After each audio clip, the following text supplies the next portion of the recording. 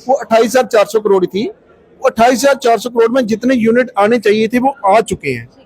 इसके अलावा भी इन्होंने और 570 यूनिट की एप्लीकेशन जो कंप्लीट है, जो इनके हिसाब से जिनको बेनिफिट दे सकते हैं, वो बिल्कुल कंप्लीट इन ऑल रिस्पेक्ट है।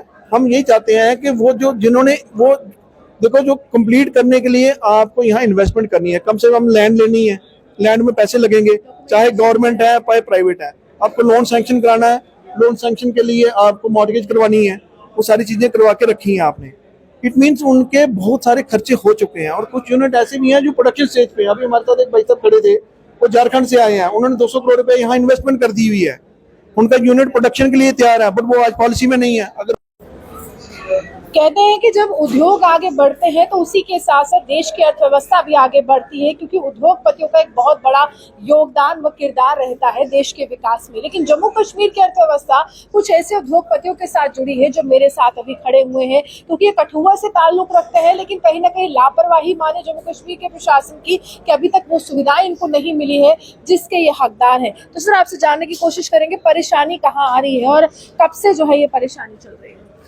मैडम, हमारे यहाँ गवर्नमेंट ऑफ इंडिया ने एक न्यू सेक्टर स्कीम निकाली थी इंडस्ट्रियल ग्रोथ के लिए। आपने बिल्कुल सही कहा कि किसी भी कंट्री की अगर अर्थव्यवस्था को, इकोनॉमी में अगर कोई सबसे ज़्यादा कंट्रीब्यूट करता है तो वो मैन्युफैक्चरिंग सेक्टर करता है। JNK का भी ऐसा ही है। 370 से पहले यहाँ इंडस्ट्रियलाइजेशन थी, बट उस लेवल की नहीं थी, किसी सरकार ने उस तरह से सोचा नहीं, क्योंकि वहाँ कुछ कमियाँ थी, प्राइवेट लोग लैंड नहीं ले सकते थे, जहाँ इन्वेस्टमेंट के लिए लोगों का वो मोराल नहीं था कि JNK को एक अलग नज़र से देखा जाता था पूरी कंट्री में। ये 370 टूटने के बाद सेंट्रल गवर्नमेंट ने ये एक ऐसी पेशकश करी कि एक बहुत ही ब्यूटीफुल इंडस्ट्रियल पॉलिसी हमारी स्टेट के लिए फ्रेम करी। ऐसी इंडस्ट्रियल पॉलिसी पूरे हिंदुस्तान में और किसी स्टेट में नहीं है। तो इन्होंने जगह जगह जाकर के रोड शो करे। ऑनरेबल LG साहब खुद जगह जगह जाकर के अपने जो उनके डिपार्टमेंट के, इंडस्ट्रीज डिपार्टमेंट के लोगों को साथ लेकर के, मीडिया के लोगों को साथ लेकर के, कौन सी ऐसी बड़ी स्टेट नहीं है जिसमें जाकर के उन्होंने रोड शो ना करा हो, उन्होंने वहां पे इन्वेस्टमेंट मीट ना करी हो, उन्होंने लोगों को अपने यहाँ आकर के इन्वेस्टमेंट करने के लिए इन्वाइट ना किया हो। इवन वो इंटरनेशनल लेवल पे भी गए हैं। दुबई में कम से कम वो 5 बार गए हैं, ठीक है।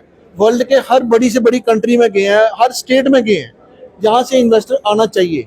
गुजरात समिट में गए हैं, वो कोलकाता समिट में गए हैं, वो ऑन रिकॉर्ड है, हम नहीं कह रहे हैं, वो ऑन रिकॉर्ड है, प्रेस में ढूंढेंगे वो मिल जाएगा।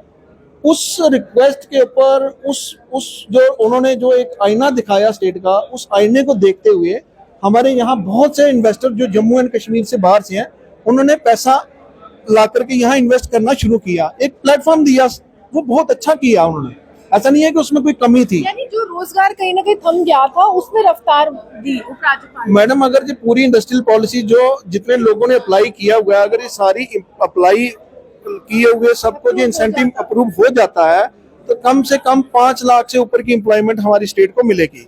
वो एम्प्लॉयमेंट स्टेट्स की भी हो सकती है, स्टेट के बाहर की भी होती है, बट 5 लाख लोगों को रोजगार मिलेगा। वो 5 लाख लोग नहीं है, वो 5 लाख फैमिली है, 5 लाख परिवार है। उस खित्ते की डेवलपमेंट होती है, उस एरिया की डेवलपमेंट होती है, उस कंट्री की डेवलपमेंट होती है, उस स्टेट की डेवलपमेंट होती है। इस पॉलिसी में इन्होंने एक जो बजट रखा था, बड़ा लिमिटेड बजट रखा था, बट डिस्पाइट दिस थिंग इन्होंने हर मौके पे, हर कॉन्फ्रेंस पे, हर मीडिया फोरम पे आकर के ये गवर्नमेंट की हर मिशनरी ने ये बोला है कि हम आपको अश्योर कर रहे हैं कि आप इन्वेस्टमेंट करते जाओ, कोई दिक्कत नहीं है, हम इसको बढ़ा देंगे। अभी गुजरात समिट 30 सितंबर 2024 के बाद हुआ है। ऑनरेबल LG साहब गुजरात समिट में तब जाके गए हैं जब ये पॉलिसी ऑलमोस्ट खत्म होने की स्टेज पे थी। तो वो गुजरात समिट में क्यों गए अगर उनको पॉलिसी नहीं बढ़ानी थी? तो लोगों को ये, उनके जाने से लोगों को ये लगा कि ये पॉलिसी कहीं ना कहीं बढ़ रही है। विश्वास था लोगों को। हम यही कह रहे हैं कि जो विश्वास आपने लोगों पे जगाया है उसको पूरा करो। लेकिन अभी कारण क्या है, परेशानी क्या है? मैडम, एक इन्होंने सब्सिडी का बजट की अपर लिमिट रखी थी, वो 28,400 करोड़ थी। वो 28,400 करोड़ में जितने यूनिट आने चाहिए थे वो आ चुके हैं। इसके अलावा भी इन्होंने और 570 यूनिट की एप्लीकेशन जो कंप्लीट है, जो इनके हिसाब से जिनको बेनिफिट दे सकते हैं, वो बिल्कुल कंप्लीट इन ऑल रिस्पेक्ट है। हम यही चाहते हैं कि वो जो जिन्होंने वो देखो, जो कंप्लीट करने के लिए आपको यहाँ इन्वेस्टमेंट करनी है, कम से कम लैंड लेनी है, लैंड में पैसे लगेंगे, चाहे गवर्नमेंट है चाहे प्राइवेट है। आपको लोन सैंक्शन कराना है, लोन सैंक्शन के लिए आपको मॉर्गेज करवानी है, वो सारी चीजें करवा के रखी हैं आपने। इट मीन्स उनके बहुत सारे खर्चे हो चुके हैं। और कुछ यूनिट ऐसे भी हैं जो प्रोडक्शन स्टेज पे हैं। अभी हमारे साथ एक भाई साहब खड़े थे, वो झारखंड से आए हैं, उन्होंने 200 करोड़ रुपए यहाँ इन्वेस्टमेंट कर दी हुई है, उनका यूनिट प्रोडक्शन के लिए तैयार है, बट वो आज पॉलिसी में नहीं है। अगर उनको पॉलिसी नहीं मिलती है, उनके तो घर बिक जाएंगे। तो गवर्नमेंट को एक जो कंड्यूसिव एनवायरनमेंट उन्होंने क्रिएट किया था, हमारी यही अपील है। देखिए सर, इसमें मैं आपको काटूंगी, माफ कीजिएगा। आप कह रहे पॉलिसी नहीं मिलती है, घर बिक जाएंगे, ऐसा क्या हो गया कि क्या पोर्टल में कोई दिक्कत आई कि उनको पूरी तरह से अब ये मंशा जो है वो उनकी खत्म हो रही है, यहाँ पर इन्वेस्टमेंट करने को डर पैदा हो रहा है? नहीं मैडम, वो डर नहीं है। डर यह है कि एक पॉलिसी के लिए इन्होंने एक बजट रखा था। बजट था 28,400 करोड़ का। 28,400 करोड़ अगले 10 सालों में मिलना है, जो शुरू होगा 2026 से लेकर के 2037 तक मिलना है। उसमें एक इन्वेस्टमेंट का क्राइटेरिया था, वो क्राइटेरिया के हिसाब से इनके 971 यूनिट फिट बैठे, वो 28,400 करोड़ की इन्वेस्टमेंट है। उस बजट में उन यूनिट को तो रजिस्ट्रेशन मिल गई। इसके अलावा 570 यूनिट ऐसे हैं जिनकी रजिस्ट्रेशन कंप्लीट है, सब कुछ। इंटरेस्टेड थे? नहीं, इंटरेस्टेड थे, उन्होंने इन्वेस्टमेंट कर दी है मैडम, इंटरेस्टेड नहीं थे। इंटरेस्टेड वाले तो 500 यूनिट और हैं जिनकी फाइलें इनकम्प्लीट है, जिन्होंने पैसे खर्च कर दिए हैं गवर्नमेंट के इंश्योरेंस के ऊपर, जिन्होंने पैसा लगा दिया, अपना पूंजी लगा दी है, उनको ये बेनिफिट गवर्नमेंट ने एक्सटेंड करना चाहिए आगे। हमारा पोर्टल कब खुला लास्ट टाइम जो था? ये 30 सितंबर को पोर्टल बंद हो गया मैडम। 30 सितंबर के बाद नई एप्लीकेशन नहीं ली इन्होंने, तो ये 31 मार्च को तो उसका डिस्पोजल भी कर दिया है।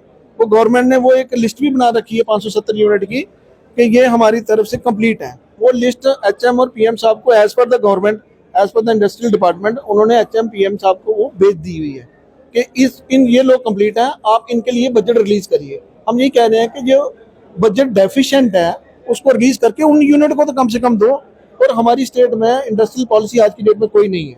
हम चाहते हैं कि आप इंडस्ट्रियल पॉलिसी को री लॉन्च करें, रोल ओवर करें, रिफॉर्म करें। हाँ यस, रोल ओवर करें इस पॉलिसी को। सर, जब अगर रिफॉर्म हो जाती है इंडस्ट्रियल पॉलिसी, यूथ को कितना फायदा होगा? और खासकर वो सेक्टर जो कहा जाता है कि कुछ ऐसी इंडस्ट्रीज थी जो बंद हो चुकी थी लेकिन रिवाइवल के दौर में आना चाहती है, उनको कितना फायदा? नहीं, रिवाइवल वाली ऑलमोस्ट इसमें एडजस्ट हो चुकी है। जो पुरानी कुछ यूनिट बंद पड़े थे, चाहे वो सांबा में थे, बड़ी ब्राह्मणा में, उधमपुर में, कठुआ में, वो ऑलमोस्ट एडजस्ट हो चुके हैं, क्योंकि उनमें कोई CLE वाला प्रावधान नहीं था। ऑलरेडी गवर्नमेंट लैंड पे थे। 370 के बाद ये गिफ्ट मिला था बाहर के लोगों को। पहले लोग डरते थे कि यहाँ जाके लीज पे मिलनी है प्रॉपर्टी, कहीं आते थे कहीं नहीं आते थे। 370 टूटने के बाद मोदी साहब ने ये गिफ्ट किया कि बाहर से यहाँ के लोग अपने ऑनरशिप पे लैंड ले सकते हैं प्राइवेट, और वहाँ CLU करा के अपनी इंडस्ट्री लगा सकते हैं। CLU का थोड़ा टाइम प्रोसीजर थोड़ा लंबा था, उस वजह से थोड़ा टाइम लगा, बट 30 सितंबर लास्ट डेट थी। उससे पहले लोगों ने अपने आप को पोर्टल पे चढ़ाया। क्या दिक्कत आ रही है? अभी दिक्कत ये है कि पोर्टल पे ऐसा कोई प्रावधान था नहीं कि जिसमें कि फंड्स का पता चले कि कितना यूज हो गया, कितना पेंडिंग है। कहा था कि ये भी कहा गया कि जब तक वो पोर्टल ऑन था तब तक सब्सिडी थी, इसमें कितनी सच्चाई? नहीं, वो तो पॉलिसी में था ना। अगर गवर्नमेंट ने ऑन किया तो इसका मतलब पॉलिसी में पेमेंट है, तभी तो ऑन किया। अगर 7 जुलाई को एक बार पोर्टल बंद हो गया, तो उसके बाद इन्होंने पोर्टल वापस ऑन किया, तो नहीं करना चाहिए था। अगर लग रहा था कि अगर नहीं आगे आपको फंड्स हैं तो नहीं रिलीज करना चाहिए उसको। यानी बेवकूफ बनाया गया क्योंकि लोगों का पैसा फंस चुका है। बेवकूफ तो अभी हम ये बोल नहीं सकते, बट ये है कि कहीं ना कहीं मिसलीड तो हुए हैं। देखो, इन्वेस्टमेंट छोटी नहीं है। जो 571 यूनिट पेंडिंग है, लगभग 50,000 करोड़ रुपया वो इन्वेस्टमेंट कर चुके हैं जो पेंडिंग है। अधर में उनको पता नहीं है कहाँ जाना है। इधर देखो, श्योरिटी में क्या है, श्योरिटी में गवर्नमेंट सभी सारे अफसर श्योरिटी दे रहे हैं, चाहे वो गवर्नर साहब हैं, चाहे हमारे सेंटर के मिनिस्टर्स हैं, चाहे जो भी विजिट पे आता है यहाँ, तो हमें श्योरिटी देके जाता है कि हम कुछ ना कुछ करेंगे। किसी से मिले थे आप? लास्ट टाइम हमारी जो एसोसिएशन है, एक वो गवर्नर साहब से मिले थे कुछ लोग। उन्होंने कहा था ऑलरेडी हम यहाँ से फाइल बना के सेंटर में भेज चुके हैं, और उन्होंने हमें आश्वासन दिया कि हम जल्द इस पर कुछ ना कुछ करेंगे। बट मे भी माहौल कुछ खराब हुआ, पहलगाम वाला कुछ मसला हुआ, बाहर का इशू बना, उस वजह से मे भी कुछ लेट। चाहते क्या है आप?